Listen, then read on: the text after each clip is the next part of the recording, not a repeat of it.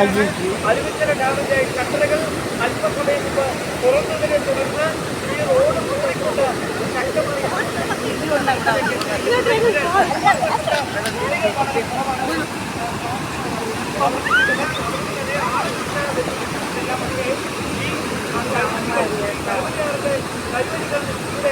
കവിഞ്ഞൊടുക്കുന്നത് ആളുകൾക്ക് വലിയ തരത്തിലുള്ള ഭീഷണിയായി മാറുന്ന കാര്യത്തിൽ സംശയമൊന്നുമില്ല. നിമിഷ നേരം കൊണ്ടാണ് നമ്മളിവിടെ വന്ന് വാഹനം മറുവശത്തേക്ക് പോകാൻ കഴിയാതെ നിൽക്കുന്ന മിനിറ്റുകൾ കൊണ്ടിലാണ് ഈ റോഡിന്റെ പ്രധാന ഭാഗങ്ങൾ കൊണ്ട് ഈ പാലത്തിന് മുകളിലൂടെ റോഡിന് മുകളിലൂടെ വെള്ളം കരകവിഞ്ഞൊഴുകുന്ന ഒരു സാഹചര്യം ഉണ്ടായത്.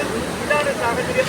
മഴ മാറി നിൽക്കുകയാണ്, വെയിലുണ്ട് ചെറുതായിട്ട്. പക്ഷേ അതിനിടയിലും ഈ മഴവെള്ളവും അതോടൊപ്പം അരുവിക്കര ഡാമിന്റെ ഷട്ടറുകൾ തുറന്നത് മൂലം കുതിച്ചെത്തുന്ന ഇടച്ചെത്തുന്ന വെള്ളവും ഒരുമിച്ച്